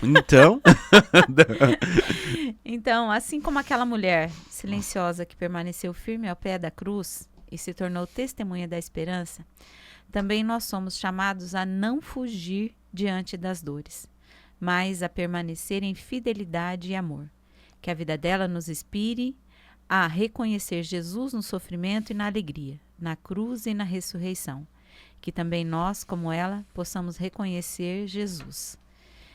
E ficarmos alegres com a ressurreição, mas nunca esquecer de estarmos ao lado e sermos o suporte, né? Ao lado. Isso mesmo. É isso aí. Então, nós estamos finalizando, né, padre? Eu gostaria de agradecer novamente aos nossos colaboradores, ao Renato Joalheiros, a doutora Gabriele Valério e ao Empório 3 Estes. Foi muito bom. Mais uma mulher que eu aprendi bastante. Fiz a tarefa certinho, né, padre? Mesmo, aprendi bastante. Mesmo. Espero que vocês inesquecível, também... né? A atitude de Maria. Espero que vocês também tenham aproveitado, né, esses momentos. E a gente agora, para finalizar, nós vamos fazer o terço do Espírito Santo, né? Pedindo aí que o Espírito Santo ele nos conduza. E isso, como eu já havia falado com o padre... ele faz isso, todas as mulheres escolhidas, todas as mulheres que o convidado traz, ela nos traz assim um aprendizado muito grande e inspirados por ele, né? Que ele continua nos conduzindo, né? Pedir que ele nos conduza, né? Continue. Sim. Sempre a nos conduzir. Em nome do Pai, do Filho e do Espírito Santo. Amém. Creio em Deus Pai, Todo-Poderoso, Criador do céu e da terra, e em Jesus Cristo, seu único Filho, nosso Senhor, que foi concebido pelo poder do Espírito Santo, nasceu da Virgem Maria, padeceu sob Pôncio Pilatos, foi crucificado, morto e sepultado, desceu à mansão dos mortos, ressuscitou ao terceiro dia, subiu aos céus e está assentado à direita de Deus Pai Todo-Poderoso, donde há de vir a julgar os vivos e os mortos. Creio no Espírito Santo, na Santa Igreja Católica, na comunhão dos santos, na remissão dos pecados, na ressurreição da carne, na vida eterna. Amém. Em Atos 1:8, Jesus deixa uma última palavra para os seus discípulos, antes de subir aos céus. Recebereis o Espírito Santo e sereis minhas testemunhas. Todos nós, chamados a testemunhar Jesus Cristo, sendo que hoje é a nossa tarefa, devemos fazer ecoar as palavras do Santo Evangelho. Em meio a tantas crises de valores, vamos pregar o diálogo, a tolerância, a humildade, a compreensão e, sobretudo, a oração. Peçamos ao Espírito Santo que nos ajude. Recebereis o Espírito Santo e sereis minhas testemunhas. Vinde, Espírito Santo. Vinde, Espírito Santo. Vinde, Espírito Santo. Vinde, Espírito Santo. Vinde, Espírito Santo. Vinde, Espírito Santo. Vinde, Espírito Santo. Vinde, Espírito Santo. Vinde, Espírito Santo. Vinde, Espírito Santo. Pedimos pelas mulheres tão atacadas por ser mulher, esposa e mãe, que sejam cheias do Espírito Santo, como Maria, e possam se sentir amadas e respeitadas. Recebereis o Espírito Santo e sereis minhas testemunhas. Vinde, Espírito Santo. Vinde, Espírito Santo. Vinde, Espírito Santo. Vinde, Espírito Santo. Vinde, Espírito Santo. Vinde, Espírito Santo. Vinde, Espírito Santo. Vinde, Espírito Santo. Vinde, Espírito Santo. Vinde, Espírito Santo. Pedimos pelas jovens que são o futuro da igreja e da família, mas muitas vezes enfrentam pressões e desafios que podem desviá-las de seu caminho, que sejam cheias do Espírito Santo e tenham força e coragem para enfrentar as dificuldades que o mundo as impõe. Recebereis o Espírito Santo e sereis minhas testemunhas. Vinde, Espírito Santo. Vinde, Espírito Santo. Vinde, Espírito Santo. Vinde, Espírito Santo. Vinde, Espírito Santo. Vinde, Espírito Santo. Vinde, Espírito Santo. Vinde, Espírito Santo. Vinde, Espírito Santo. Vinde, Espírito Santo. Pedimos por nossas irmãs doentes fisicamente e mentalmente, para que restaurem suas forças físicas e morais, pelas idosas, para que se tornem mestres da ternura, para que sua experiência e sabedoria ajudem os mais jovens a olhar para o futuro com esperança e responsabilidade, que sejamos cheias do Espírito Santo para vivermos a alegria do Evangelho. Recebereis o Espírito Santo e sereis minhas testemunhas. Vinde, Espírito Santo. Vinde, Espírito Santo. Vinde, Espírito Santo. Vinde, Espírito Santo. Vinde, Espírito Santo. Vinde, Espírito Santo. Vinde, Espírito Santo. Vinde, Espírito Santo. Vinde, Espírito Santo. Vinde, Espírito Santo. Pedimos pelas nossas famílias, que mães, esposas e filhas cristãs sejam exemplos a serem seguidos e sejam uma luz orientadora para todos. Rezemos por todas elas como um ato de amor e responsabilidade, que sejamos cheias do Espírito Santo, para que nos fortaleça para superar as dificuldades e viver com propósito e fé. Recebereis o Espírito Santo e sereis minhas testemunhas. Vinde, Espírito Santo. Vinde, Espírito Santo. Vinde, Espírito Santo. Vinde, Espírito Santo. Vinde, Espírito Santo. Vinde, Espírito Santo. Vinde, Espírito Santo. Vinde, Espírito Santo. Vinde, Espírito Santo. Vinde, Espírito Santo. Nossa Senhora, cheia do Espírito Santo desde a Anunciação, nosso exemplo de mulher e mãe, nossa Consoladora, pedimos que interceda por todas as mulheres e para mais vos agradecermos, nós vos saudamos com uma salve, Rainha. Salve, Rainha, Mãe da Misericórdia, vida, doçura e esperança, nossa salve. A vós bradamos, degredados filhos de Eva, a vós suspiramos, gemendo e chorando neste vale de lágrimas. Eia, pois, advogada nossa, esses vossos olhos misericordiosos a nós ouvei, e depois deste desterro, mostrai-nos Jesus, bendito é o fruto do vosso ventre, ó clemente, ó piedosa, ó doce sempre Virgem Maria. Rogai por nós, Santa Mãe de Deus, para